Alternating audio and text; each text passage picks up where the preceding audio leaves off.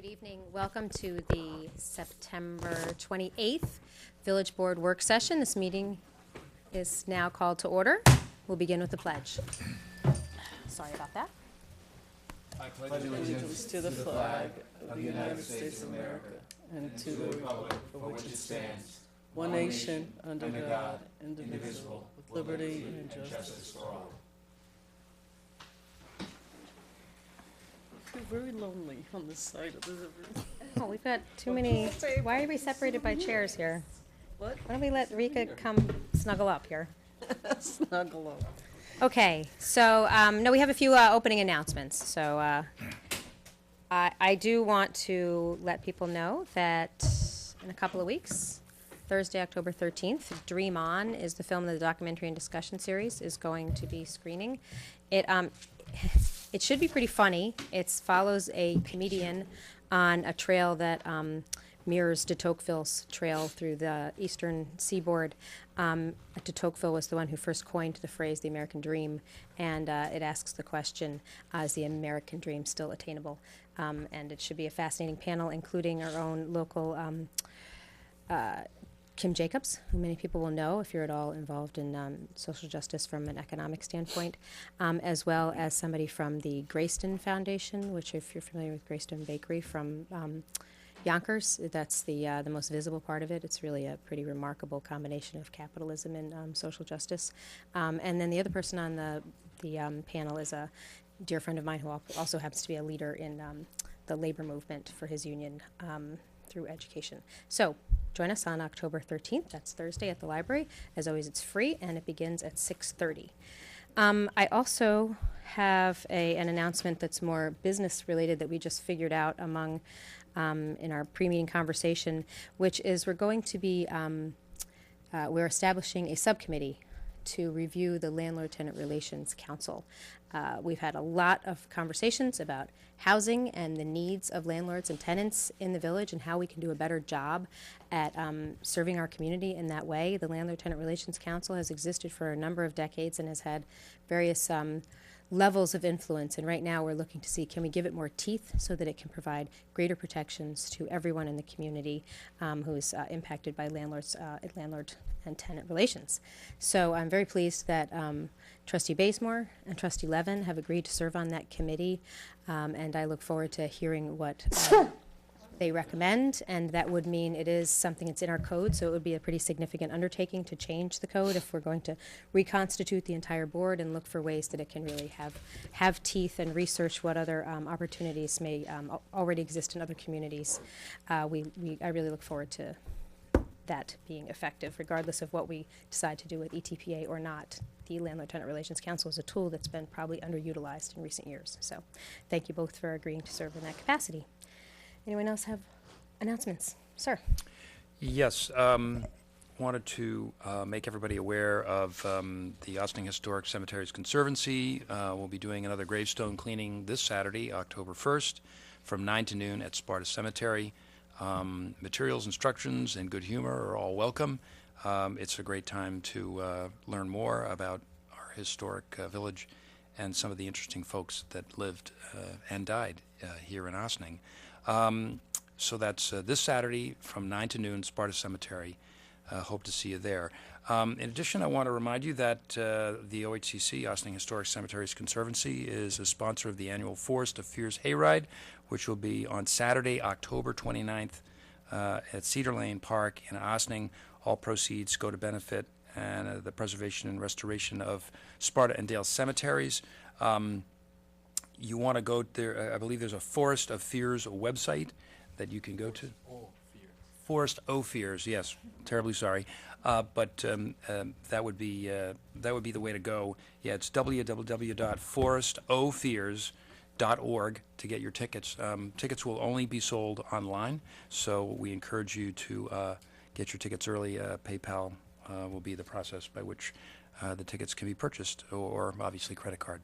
So that's a great event, and there's a lot of great participation, town, village, working together to make this a great event. So hope to see you at that one too. Thank you. Anyone else? Nope. Okay. Interim Manager Fraioli. Thank you, Mayor and Board. This evening, we're going to open up with a presentation by Ms. Joanne Tall. She's the chairwoman of the Historic Preservation Commission in the Village of Ossining. She's going to discuss a few topics with us this evening, but the main topic is going to be her work, which I'm sure many of you have noticed, that's been installed in the village in the last couple of weeks by our Department of Public Works, which is the installation of 25, I believe, Joanne, 25 placards indicating Yes. different historical components in the village and some history behind each. It's a neat project. The HPC spearheaded this project, and I think the results speak for themselves, and we can't wait to get a little more details and a map and a formal opening and ribbon cutting associated with the same. So along with that, Joanne's going to talk a little bit more about some of HPC's druthers going forward this year and into next year's budget. And without stealing too much more of her show, I'll turn it over to Joanne now. Thank you for coming on such short notice as well. Oh, thank you for asking me. Hello, everyone. Is this happening? I see there's the back arrow. It's the dais. All the way to the right. The dais. There we go. There we go. Okay. Once everybody gets their seats. Oh, Getting out of your way. yes. So, thought the topics tonight will be Museum in the Streets program update and recap, local landmarking, the HPC's local landmarking plans for 2017, and a short thing about budget requirements for 2017, and joining the National Alliance of Preservation Commissions would at the end. So that's the museum in the street is now on the street. Yeah, it's history, educational, and eye candy for the street. I think they're beautiful. As Paul mentioned, I think this project took about 4 years, just multifaceted, involved a lot of people, the planning department, corporate council, the public works department, Historic Preservation Commission. Historical Society. Yes, oh yes, oh yes, they helped us tremendously with the research. You know, it's history available on the street. You know, when taking these photographs, I was just watching people and they would stop and look. And I even saw a teenager take a picture with an iPhone. I thought, oh, we're reaching someone. It's, where, you know, the HPC is very proud of it. It is truly beautiful, and you know, as you can see in this view, it's on the street. It's outside Vaza. The customers that go in Vaza know what building they're going into. And where's the other double? Oh, I didn't get. No, I was thinking the double down Lower Main Street, but also, you know, here we are, Dr. Hill's house. There's Dr. Hill's house, and there it is in the background in this picture with the football team from the academy across the street. And there's a small picture of Dr. Hill himself. So we get to see a lot of different things. I encourage everyone to take some time with them. And I also realize that, yeah, we have this map of the whole thing, but people are just going about the street doing their business, you know, whether it's getting a coffee or going to a restaurant or getting their hair cut. And if they have a few moments, they're actually looking at them. This is really wonderful, I think. So, you know, please look at them and go to the ones on the aqueduct. I mean, these that are on the street are very valuable because they catch street traffic, but some on the Aqueduct and perhaps down Spring Street like this and the one on the Academy. But also remember that there's signs like this one, which this is Ellis Place. This is a beautiful building that used to be in the location of the parking lot. It also reminds us of things we used to have. And it's quite sort of educational to find out what the village might have looked like in 1860 to the late 70s, 1870s. I'm speaking about not 1900s, but so introducing it to the community. As Paul has said, you know, we would love to get a ribbon cutting developed, but also we're developing, and we got a quote from the vendor for a brochure. This is a sample brochure from one that they did in Michigan, and we would like to go with this is the graphic designer that designed the signs. She is separate from the museum in the street. She's like their consultant, and she does the brochures. Of course, we would want it in color, and of course, with our information. And this is upside down because it's meant to be folded. But we have asked her to make one all right side up in two. This is 11 by 17, and this is 11 by 17. And one version right side up for the website. So she's to provide an electronic one and an electronic printable one. We just felt to have the brochures in shops and at the library and here and in the planning department would be another way of making accessible. I know apps have been talked about, and we're open to that, of course, but this is what is on the agenda right now. So, and what we like about this vendor is that she has all the artwork from the signs, so it would be identifiable. You know, it would match the program. Anyhow.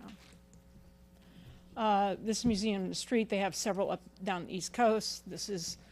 They're in more than Ossining. They have a website. And when we have an opening, we should invite the museum in the street people. They like to take photographs and promote it on their website as well. You know, the program helps placemaking, historic tourism, definitely educational. That's what I've seen. It's functioning on the street almost immediately. And, you know, again, it engages newcomers to the community. It gives them an easy way to figure out, to learn about the village. Let's say you just moved into one of the new buildings in town. You know, it's easy for them to get a little bit more engaged. Okay, in 2017, the HPC has already talked about and is starting local landmarking process. We're in the process of really just mapping all the candidates in town, narrowing down our list, and once we narrow down our list, we would then go meet out in the field on a Saturday morning and walk and physically look at the buildings or the proposed historic district that we may be looking at. And then we would come to this point. Conduct a field survey to figure out if there's enough there that historically that makes that property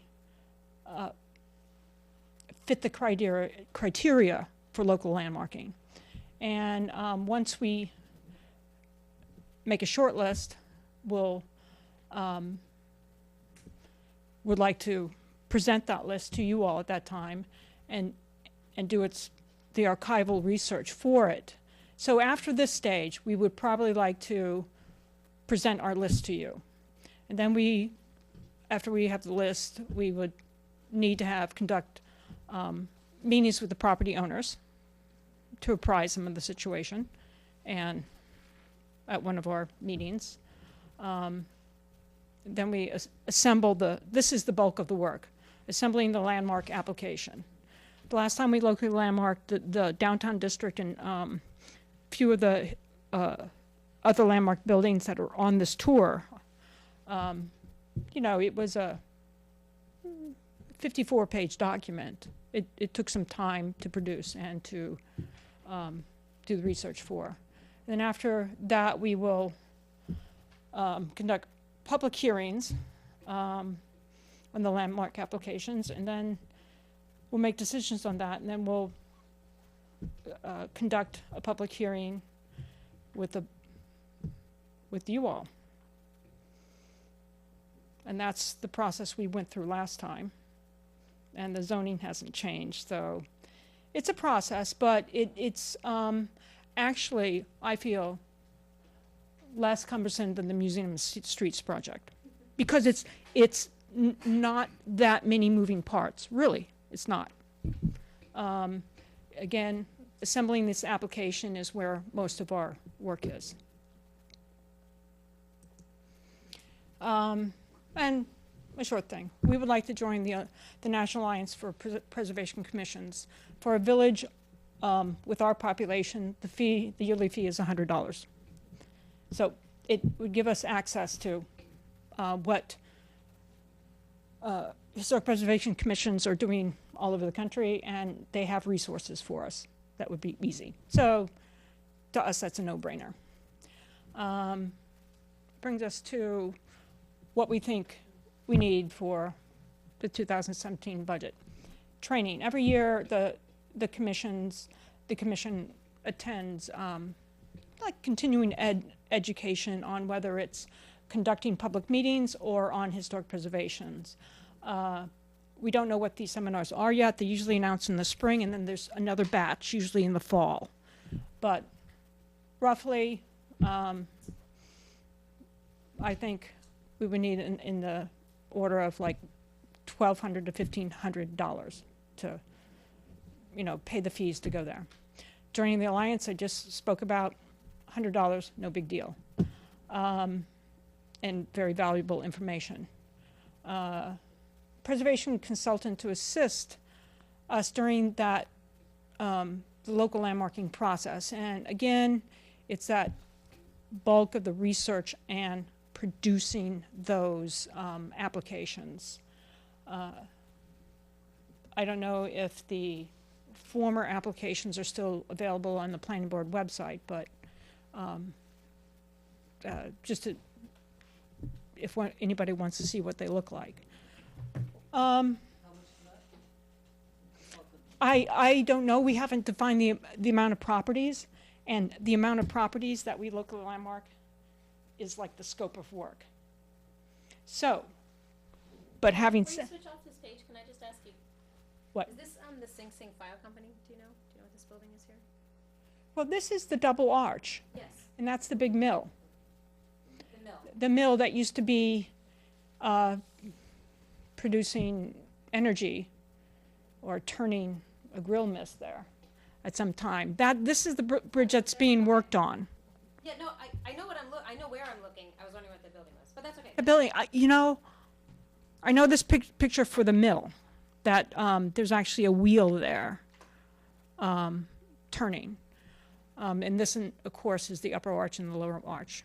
I know. I put all these distracting No, I photographs in know. my presentation. When we started walking the kill, we came across one of the millstones, but it was believed that millstone came from not from grinding grains, but rather from when it was the file company. So I didn't. That's I don't know. And back in this day, on down that didn't work. between here and the river, there were I think at least one more little mill Yeah. in a wooden building. Thank you. And okay. And our usual budgetary items, such as Lisa Buckley attends our meeting and takes the meeting notes. She's the one that is support for us. So her usual fees. But that's the end. I don't know what the number, do you know the number for bullet number 4, the annual budget release? No, and I really didn't, think we're gonna get into too much specific details. I just wanted, since she was coming, I thought it would be a good venue to present what she's thinking about next year, so as we come into the budget cycle, it'll be a little more familiar when it's formally presented with hard numbers to it.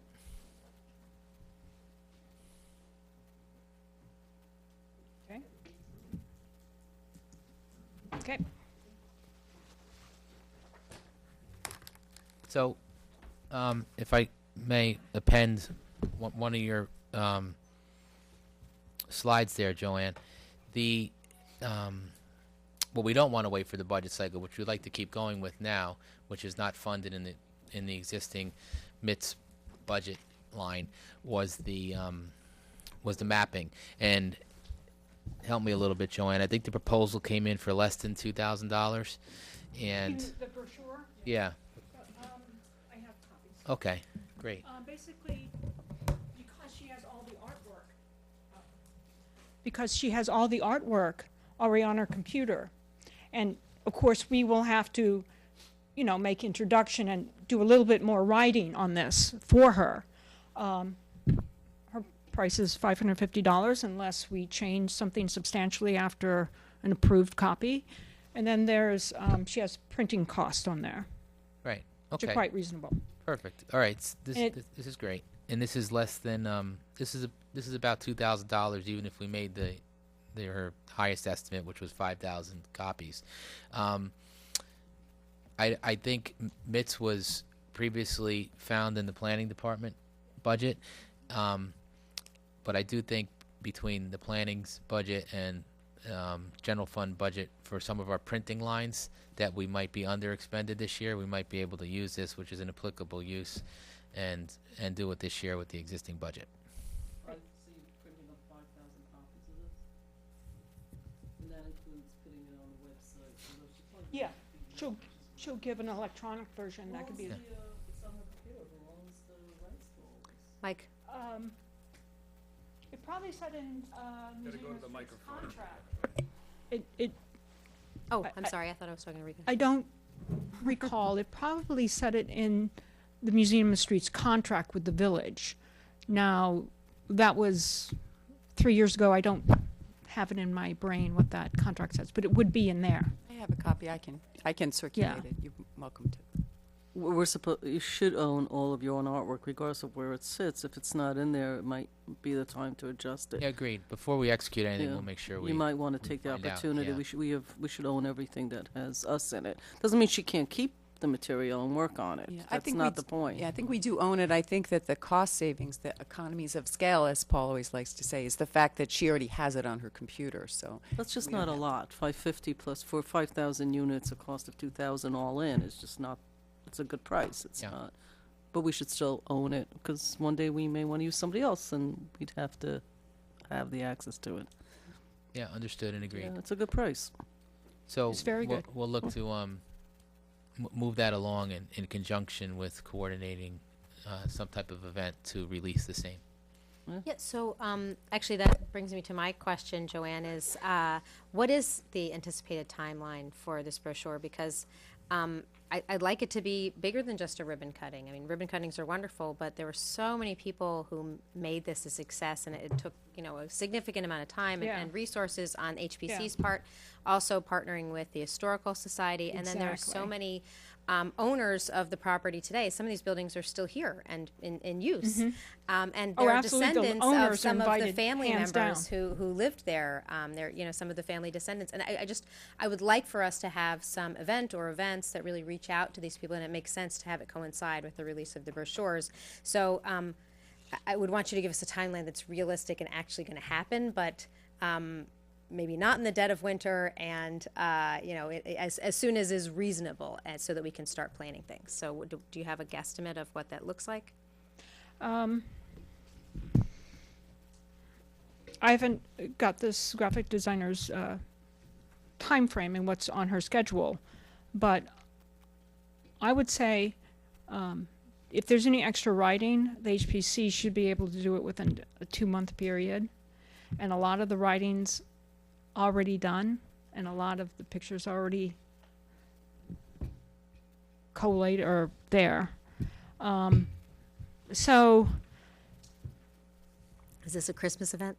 Yes, we're in October, November. Yeah, it So comes we right need at October, Christmas. November to do the, so And we're then it's talking about the, Christmas. Yeah. second week of December? Week of December it's 11th? definitely December, if not It's January. January. Okay. I agree with you that this should be more than a ribbon cutting. It should be like an opening. I mean, nobody, or- that doesn't have to stop people from looking at it now, but Yeah. we really Yeah. draw people's attention to it. Okay. All right. I mean, January is not the time when people tend to want to then Walk take outside. Stand outside. mile walk up and down Main Street and State and Spring, so, all right, we'll have to Maybe think we about could it. aim for the Christmas season. We'll discuss this at our next Okay, meeting. yes, well, yeah, so maybe when you sit down, you figure out how much writing really has to be done and what the process yeah, is. You yeah. can give us See a if more we can clear timeline that makes sense. Do this between meetings and over the web. Thank you. But we do have to get to local landmarking. It's been put on the back burner too often with us All because right, of but the let's Museum finish of Street. this one up But, first. okay. Thank you. You're welcome. And it's Thanks. wonderful, it's beautiful, thank you so much, I'm very excited that it's really happening. Looks nice. Thank you, Joanne. And thank you to all of your commission members, fellow commission members. And I would be remiss if I didn't, I know I said Department of Public Works, but specifically Mr. Kenny Garrett and his attention to detail installing all these signs should be noted as well. Good job, Kenny, thank you. Okay, our next agenda item is a water fund budget transfer. The specifics of which were just refined this afternoon, but I'm going to go over some of that now and then call Tom up to append any of my comments if you see fit. This fund transfer was requested by Andy and I to do road restoration and paving on the roads where he is, on some of the roads, not all of the roads, on some of the roads where he's done excavation and access for his water lining project. And it's common to use water fund money for road restoration when there's water utility work that disturbs much of the road. So what we intend to do, should this transfer get approved, is to use our annual bidder to do road restoration work on 2 of the main roads where most of the utility disturbance has occurred. That being Snowden Avenue, where we did the water main replacement work, and there's a lot of utility work going on there now with Con Ed as well, actually. And then Lower Eastern and Upper Eastern, which are basically the bituminous blacktop portions of Eastern Avenue, but not the concrete portion, which is the Middle Eastern, we'll call it. It's from That doesn't sound Linden right. to Bellevue. Correct. Thank you. The total anticipated cost is approximately $400,000.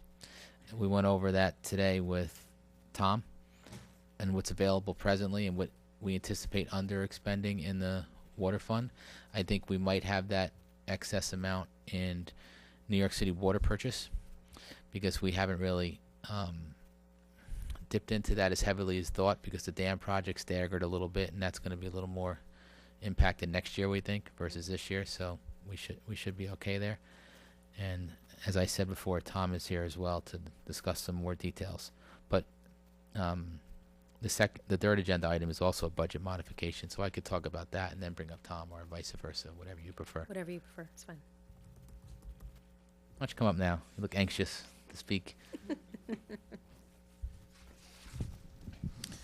Good evening, Mayor, members of the Board of Trustees. Good evening, Tom. Actually, because of the late submission of the budget modifications on tonight's agenda, I'm not sure if you're able to get them by email soon enough. So I do have paper copies of them, and I did print them front and back in order to save paper. But on the water fund, there certainly will be sufficient unused appropriations in the water fund in the 2016 budget. However, because it's still only September, and many of our expenses are still coming in for even August. I'd like to suggest appropriating fund balance because we have sufficient fund balance. We turned in excess monies in the 2015 budget, and using fund balance is part of our fund balance policy. And in this way, we'll be able to tell for sure how much we'll be able to return back to fund balance at the end of 2016 just from regular operations. And as Paul had mentioned, we had set aside a lot of money in the budget for the purchase of water, anticipating that the project at Indian Brook was going to start sooner than it has. And because much of that money is going to be probably unspent, we have historically been carrying that over year to year in the subsequent year budget so that we don't keep raising rates just to pay for the purchase of water when we've already put it in the budget once and we just carry it forward. So that was my recommendation, that we use fund balance for the $400,000, and knowing that we're going to have more than sufficient unused appropriations to replenish that amount at the end of the year. Please, John. What was you mentioned that there had been the carryover. How much was the carryover from last year? I think it was $500,000 that we had put in the budget, and we actually increased the amount in this year's budget, anticipating that we were going to be drawing down the reservoir a lot more than I think that maybe we've been thinking about in prior years. So do we know, you carried some money over and then you budgeted even more with the anticipation of buying New York City water. So, I guess I'm just sort of wondering how it all washes, once this is an important appropriation, and I'm certainly in favor of voting for it. I want everybody to kind of be comfortable about the fact that, even though we haven't spent the money, that we're not only properly budgeted to finish the year, but that we also are budgeting for the future, for the years when we are going to have to spend. Mm-hmm. Eventually, the work's going to get done, and we are going to have to buy New York City water. And I would just want, everybody to understand that we're planned for that. That's all. We're buying it right now. Right. It's just a little staggered. Sorry, I'll say that again. We are presently buying it. The reservoir has dropped down. I think you saw Andy's last presentation. He said 40-something. We're down to 25%, and it's going to go down to 18% is the percentage required to put the intake structure in. But we started dropping it later than expected, primarily because the contractor came in with a little different means and methods to start the spillway job over the last couple of months via a cofferdam versus dropping the reservoir just to get to the spillway. So that's how we maintain the dry area for him to work in for that. So in a nutshell, to answer your question, Tom's taking if I may, Tom, a conservative approach using fund balance now, but anticipates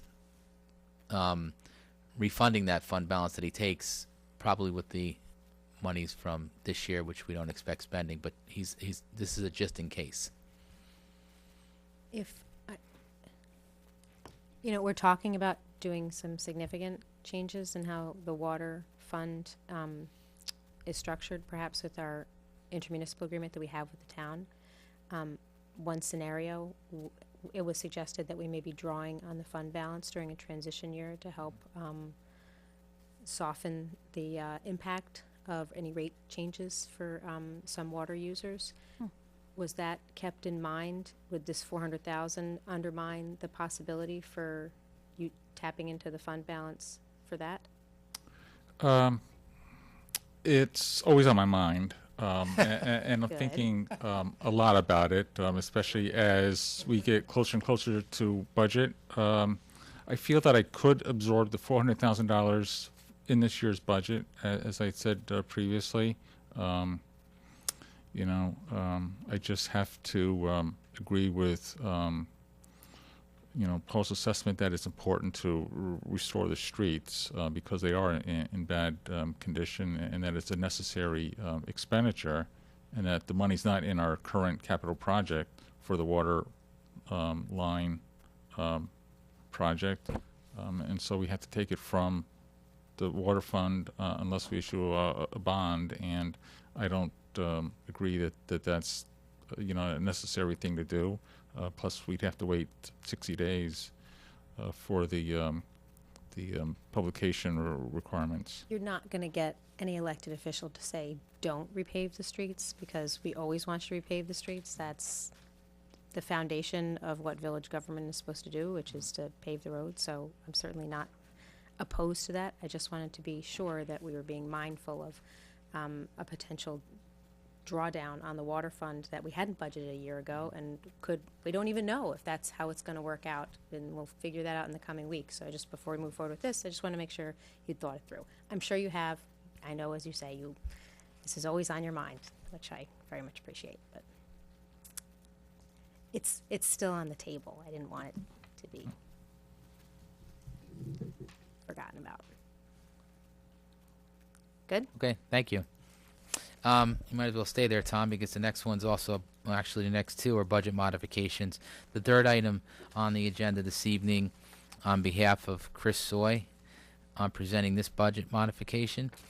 Chris and I came together in front of you in a work session months ago with regard to the gym floor replacement. This was this was the one main component that wasn't enveloped in the natatorium addition that was built there a few years back, and with all the rehab that went on everywhere except inside the gymnasium, it's surely overdue, and it's a project that Chris is very eagerly awaiting commencement. So we went to the National Joint Purchasing Agency, which I believe is the appropriate name, Tom. Alliance, thank you. I had my A, I just didn't have the right word. National Joint Purchasing Alliance, which is now adopted by the village and the town, in addition to OGS and other pre-approved vendors for the flooring system, and we had them in, and we made some preliminary presentations on cost, but we had some investigation to do as a follow-up to that on the removal of the floor, whether we were going to do it or whether we were going to do an overlay or remove the entire floor. So after much research, Chris, in addition to conferring with Tom and I, have agreed that not only is it best practice to put in a vapor barrier there, but to also completely remove and remediate the existing floor. But in order to get a finished proposal in place, we needed to do some laboratory testing in advance of going forth, and there was mercury present inside the polyurethane hardened floor. It's not friable. There was no danger to anybody that played on the floor, but it is something that's going to have to be remediated when it's removed and disposed of properly with chain of custody and all that other stuff that goes along with it. So that was an increased cost, which we're bringing forth to you now, because the money was already set aside, but now to do the appropriate environmental remediation of the floor and disposal, the budget modification is in front of you tonight, and that budget modification was in the amount of $80,000, bringing the total project cost to $260,000, and that's written up. And I think you have the resolution in front of you for next week. My question is you indicate that the current balance in the lieu of parkland funds is 468,000 and change, right? Yes. Okay, so we're adding another $80,000. The total cost is 260. So that 260 is coming out of that. Well, the 468,000 already had the 180,000 deducted, so now we're just reducing it by another $80,000. Yeah. Okay, so all right, yeah, because I just wanted to understand that number. Okay, so the 180 had already been taken out. Yes. And now you're asking for another 80, so the balance, as you said, would be 88. 380,000 left. Okay. The, yeah, I mean, I think it's the right thing to do to do the remediation. I don't think we want to leave anything buried for some future board or future folks to get involved with, so I'm in favor of moving forward with this. I think it's also going to add to the not only the useful life of the floor, but the ultimately the quality installation, because it basically the floor was revealing compromised subflooring. So if we put a brand new floor on top of a compromised subfloor, we're really putting good money to bad. So I think this is the appropriate thing to do technically.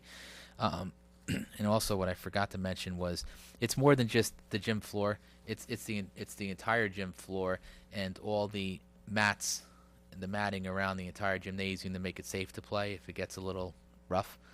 And there's also, he's going to do some pretty neat things with the markings on the gym floor to make it multi-purpose, where it's not just basketball. Maybe tennis, right? I can't speak for that. That would be Chris's part of the presentation. Maybe I'll ask him to do that. I know that they had done some tennis-related activities in there, so. Yeah, no, I know. My sons have Yeah, taken so tennis. I would, obviously, maybe Chris could write up a summary just to talk about the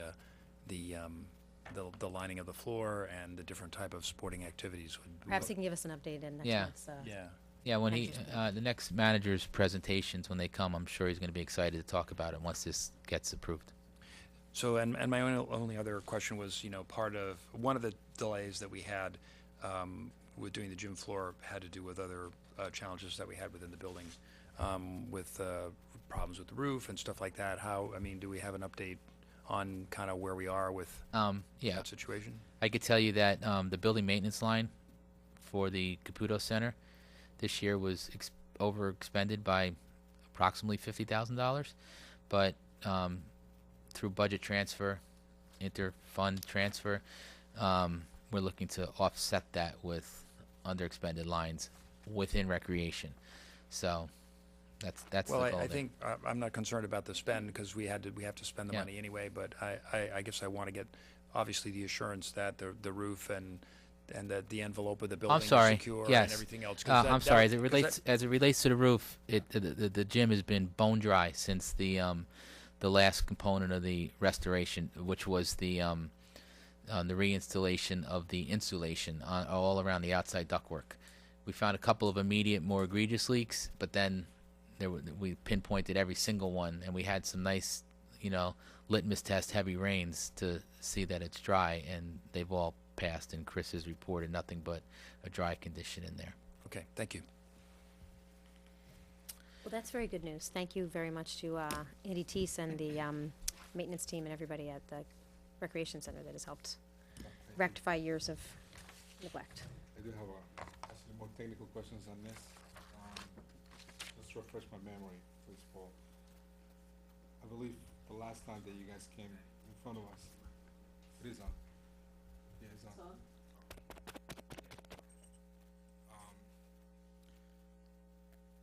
It was.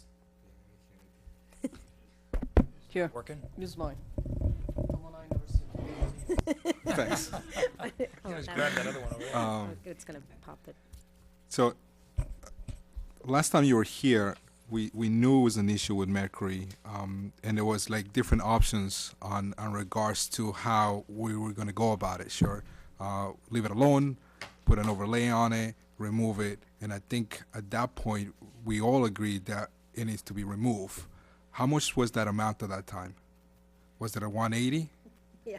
I Okay. think this is more than any I know. of us So now, anticipated. my question is, why is it more? Why is it $80,000 more to remove something that the GC already looked at and knew was something wrong? Because that's why we did the test. Sure. What he did was he was a general contractor, but basically he's specifically the vendor and the installer for the flooring. He does not have, nor does the company have, a remediation component. That was something that they guesstimated, but then went out and, after getting the results, cost out specifically to a subcontractor, and this is the subcontractor's markup. So my question is, because Which was not done prior to our last presentation. correct, is any way that we can? They went out and bid it out to get a subcontractor's number. Sure. Yes. Okay. Have we seen the numbers, or we don't need to see the numbers? Well, what we did, we had informal conversations with the testing agency that did the testing, which was independent to us, to see if it was fair and equitable, and it seems to be. As far as taking the remediation component on by ourselves, independent of the installation, there was some issues with warranty and installation voids and stuff like that. So when we packaged it all together, again, after sitting with Chris, it seemed fair and equitable. Do you remember how much it was if we had nothing there and we were just putting the new flooring?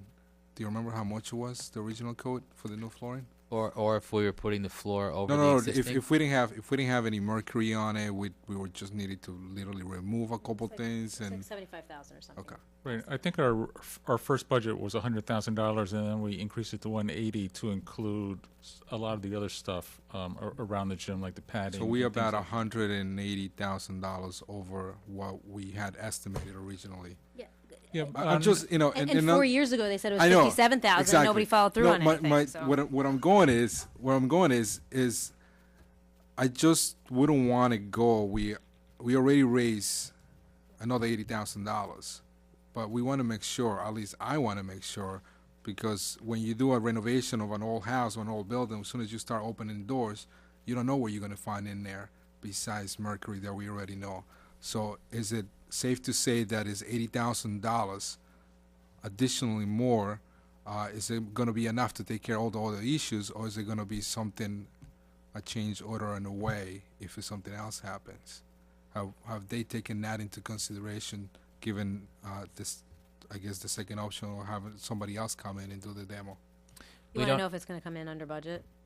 No, he wants to know how much more we're going He to. wants to know If- how much risk there is, the downside if they find something. We don't anticipate the need for any contingency in the way it's written because of the construction work that was done as far as testing the material. He's contracted to take that out now for the fix. I'm sorry, he's not contracted yet, but he if this passes, we plan on contracting him out and holding him to his price based on his condition knowledge. Okay. And I talked to Chris, and I think that some of this is also the fact that the material has to be disposed of at a certain location out of state, and there's also air monitoring that's required No, during believe this me, process. I get all that stuff, but that was already taken in consideration the first time around when they knew it was mercury on it. That's my whole thing. But I'm okay with this, I just don't want you guys to come back in another couple months and be like, it's another $40,000 more. $300,000 for, yeah. Yeah. Okay. Thank you. Anybody else? We're good? Thanks, Tom. Thanks, Paul. Will you need a resolution to authorize execution of contract related to this subcontracted work on next week as well? If you're making the budget change, would you like to move directly to executing a contract? Is it necessary? Do we typically? do that? Tonight or next? No, No, next next week when week. we pass the Well, resolution. usually with when you the budget transfer the money appropriation. based upon the needs of a contract, and I usually put on a resolution for signing the contract. I just wanted to be sure that that is appropriate under this circumstance. If there's a need for an additional contract, I don't know. I don't know. I haven't seen the I don't know proposal, if, so. the original contract is sufficient to cover I'll look at the it. additional work, All right. but I would Thanks. say that'd be a good idea to maybe anticipate. If we need to pass it, another I believe resolution. that the board is going to be supportive of it. So whatever is the appropriate procedure, we will look forward to making happen. Okay. Thank you for pointing that out, Lori Lee. Yeah, I just didn't want you to be held up for another 2 weeks. How long is this going to take, Paul? Well, Um, how long is this going to take? Break? Well, Chris, No. Oh, the floor. I thought. I just don't remember when he said it'll be done, because then, you know, the kids are playing, like, when Yeah. are you guys planning to Yeah, actually do all this? Chris anticipates sometime in late November when there's like kind of like a mini break between Oh, the okay. basketball seasons with the Thanksgiving holiday and Great. what have you, to do it in like that 3-week span. I Okay, think towards the end of November, beginning of December, if things go as expected this week and next. Good. With the paperwork. Okay. The next item on the agenda is various budget modifications, which were really the, well, I'll just turn it over to Tom. Tom? Yes, thank you. It's getting ready for the 2017 budget. We've been asking department heads to please balance their budget now, so that when we issue the budget, you know, hopefully the year-to-date expenditures are going to be within the amended budget. But, you know, some of these larger items I have to bring back to the board because they're really outside of the authority of a department head to move money within their budget, especially when things like number one, where we had brought the fire department in to talk about their failed air cascade system, and that the cost was $60,000. And, you know, we had general agreement that they could go ahead and purchase a replacement one under New York State contract. You know, initially they had enough money in the budget just to allow a purchase order to be issued, but there certainly wasn't enough money in their budget overall to absorb this for the entire year. So this is one of those items where I'm asking for the money to be transferred from the contingency account to the fire department budget to pay for the air cascade system.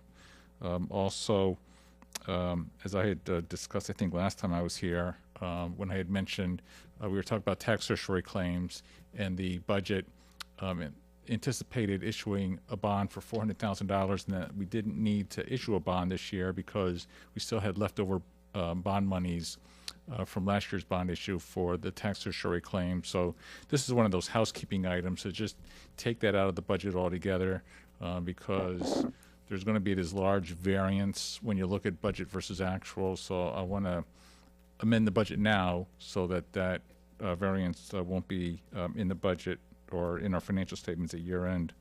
Also, we had an unfortunate incident at the highway garage where a contractor allowed you know, a very serious water leak to occur, where we lost some of the ceiling and walls had to be replaced. Their insurance company paid us the full $45,000, and we have a contractor that's been working on this the past few weeks. So this is just a budget modification to appropriate that insurance recovery to pay for the contract so that the budget doesn't show as being overexpended. And also, we also got about $6,000 for damage to a village sign that needs to be appropriated to pay for that expense as well. That's what the 5960 is. One of those wooden signs. The one. That's one of the probably on wooden Pleasantville signs, Road. yes, yes. That's perennially. Yeah. being replaced. Okay. Yeah, I'm just wondering, maybe we could put some, you know, cast iron and steel in that. Yeah, I mean, That's not a people- budget appropriations, but yes. Well, I don't know. That sign takes a beating. I mean, Well, every we'll couple talk of to the years village somebody engineer runs to into that see thing. if we can get that protected. Why is that? We're talking about the Pleasantville Road sign that's being replaced for 5960 again. Yeah, I was just thinking we could fortify that maybe a little more, make it a little more. I could tell you we moved it over a little bit this last go around. Okay. Do we know who hits it, or we don't have any? Yes, that's why we get the insurance. Oh, right, you wouldn't get it without, oh. Right. Okay. And Thank you. We like appropriations. That's good. I just think it's the people who own the sign company must be sending somebody out here. the fourth item was to reallocate money that we had in the contingency account in anticipation of settling the PPA contract. And now that it was settled, this is the amount that we need based on the existing 2016 budget and increasing it by the percentage that was called for in the 2016 for the PBA members. And then finally, we're getting ready to file this New York State grant, which we're acting like as a pass-through. It's the part of the local waterfront revitalization program. We had adopted the budget when this grant was first awarded for $480,000, and now we actually have the paperwork and are getting ready to file the claim so that we can receive the money. The actual grant that the state approved is $485,000, so we're just modifying this by the $5,000. I just want to clarify for anybody who's paying attention to this, but the police fund, and please confirm for me my understanding, because this was my understanding when we were going through the contract negotiations. This, and as you state here, this is transfer from the contingency fund, because for the last several years, while the police have been working without a contract, there's been a certain amount of money that's been set aside in anticipation of the contract eventually being resolved. And the way that it was negotiated, the retroactive pay was,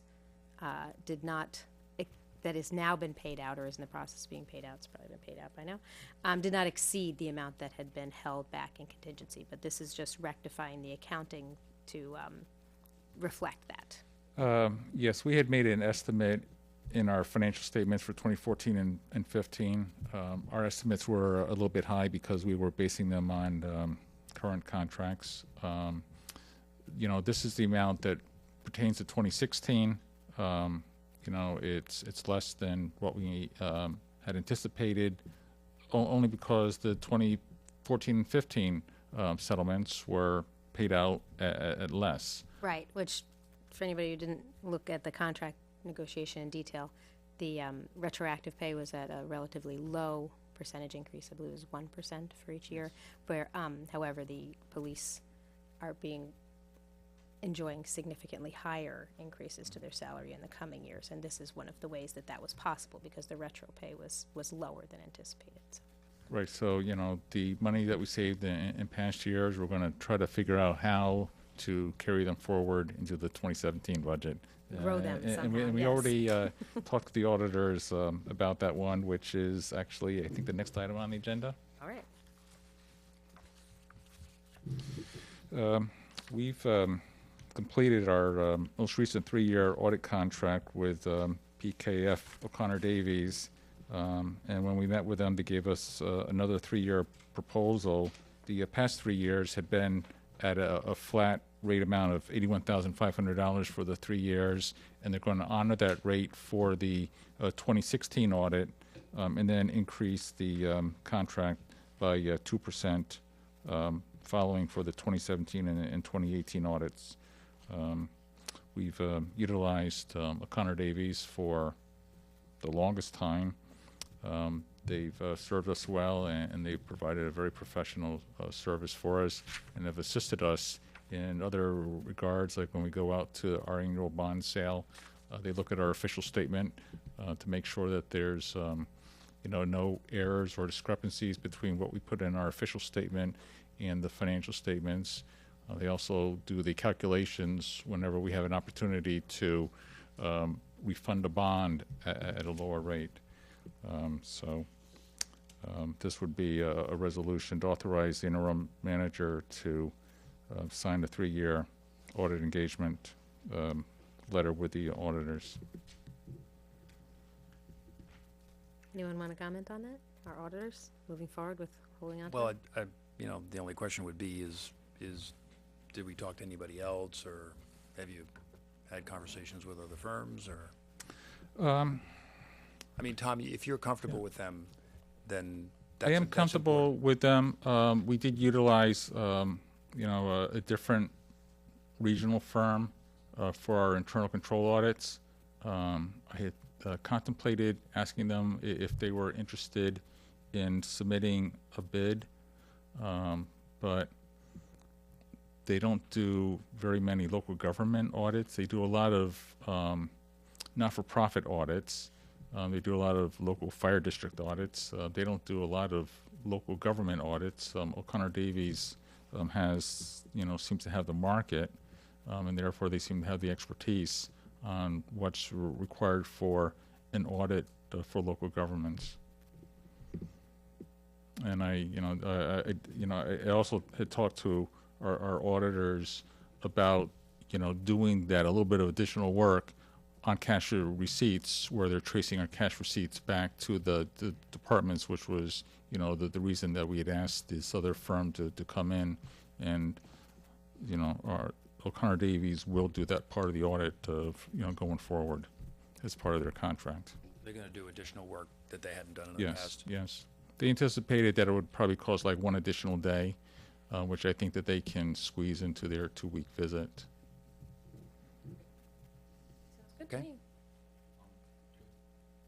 Thank Thank you, Tom. Thank you. Thank you, Tom. The last item on the agenda is a business item awning permit application that our planner, Lynn Brooks Avni, is here to present on behalf of the applicant. So it's really simple, actually. There's a vacant store at the Arcadian Shopping Center. There was an existing awning there. I believe it was the former Planet Wings, and it wants to convert to Boost Mobile.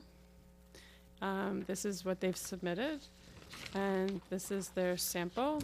And from our read, everything complies with the code. We just need your stamp of approval. Do you want me to send this around for? I why think this does is the so board funny. approve I don't this? think in 4 years I have ever had an awning approval come to us. Have we not So had why anybody are we install an all of a awning sudden for? Who was approving it? this? Because that's, That's Right next that's the door, code. Sirenitas. That's Oh, the- right, Up you're the right. street across from, So- yeah. But I I question don't this one remember. because It's- usually we do the awning permits on public rights of way, and of course that's private property. So, Yeah, yeah, it's in the Arcadian Shopping Center? yeah, there's no, I don't think we actually approve those. I think that comes forward to you as part of the sign permits, Okay, but then we're done. I don't think, I don't think we actually need a board Usual, approval right? on It's, private property. This was a former one, I'm guessing, from our records, it seems to have come So to you there's for the gonna first be- one, so. so there's It one is? store in that So place if- with this kind of awning, but the Yeah. rest of the place looks, Well, they're a replacement. weird. They're a replacement of an existing awning, because Planet Wings had an awning there. oh, I don't think I've ever seen them actually use it though. So they So, had it, but they They didn't- had it, this Oh. was this is what it looks like now. Really? You, do you want me to pass it around? sure. Yeah. No, I'm trying to picture, because Yeah. usually the signs are on the awning part of the facade itself. I don't not in- remember Yeah, seeing but it. Planet Wings is all the way in the end. So. Yeah. Okay. So The point is, do we have an issue with it, or can we let Lynn We don't have process jurisdiction. this? Whether maybe we I do, don't- maybe we don't, because we did for however many years ago. Well, not at the, So- not at that But I location. know the No, at planning that board location. has- does it- She's saying her file indicates that you did the first one, and then this is a Quite replacement to old, that but one. I could take it back to the planning board, it's not a problem. I'll- I know the planning board has Usually it's part of the site plan, Yeah, yeah. but it's a new sign, so, Yeah. yeah. You know. Yeah, And I'm, you could see the sign, the next So this to is it. a replacement Yeah, of an it's the- existing. yeah. They're not changing the shape of it, they're just changing what's Okay. over it. So yeah, if usually you're you all- approve if you're them all on the fine, right we're away. fine. We just thought it needs your stamp of approval in our read of it, so. Well, we're approving. Awesome. I mean, it's an existing thing, so. So it's a phone store is moving in, is that what Yes. is that Boost thing? Mobile, yeah. Yes, would you like another? I have 2 copies. No, No, really no, nice. that's No, no, okay. no, it's really It fine. got held up, so I just didn't want to, if you wanted to analyze it. Thank you in for detail. bringing it to our attention. You're welcome. Thank you, Lynn. So, as you're passing that along, I'd like to just draw your attention to some notes at the bottom of the agenda there on 3 resolutions, which will be coming your way next week. I'm going to discuss,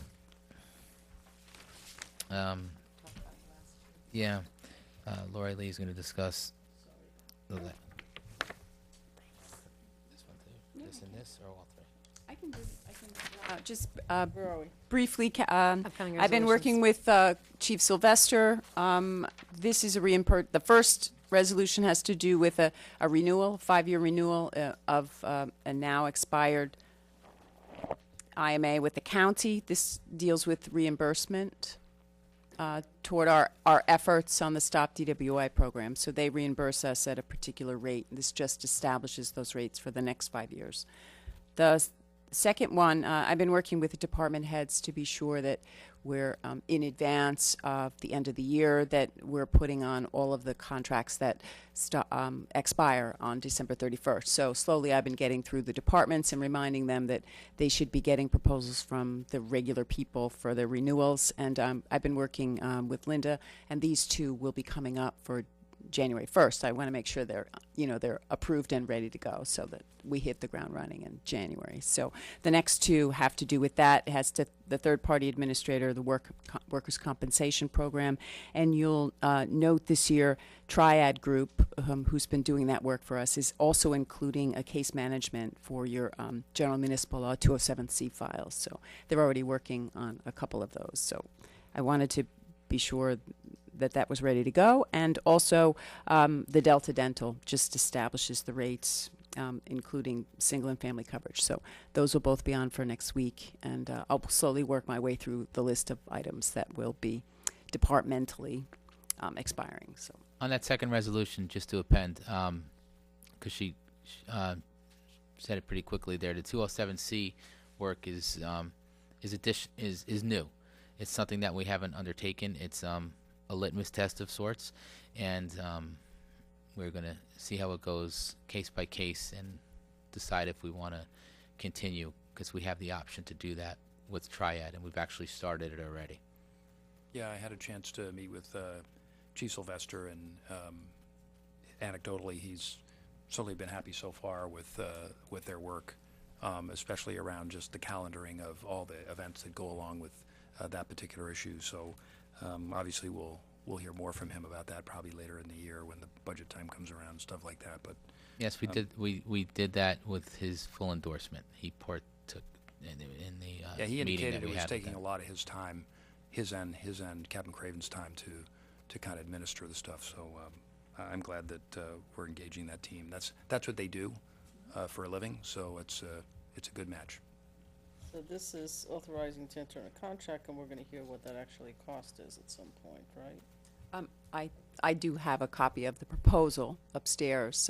The 207C is an additional fee, and it's the village's choice to send them the file, or to, if it's a straightforward matter, no need to send them the file. So I've talked to Linda about that, and we actually called Triad together, and they answered questions I had on it. I So- can send you the proposed contract if you'd like to see Right it. now, they're doing each 207C case as a case by case at a fixed fee per month.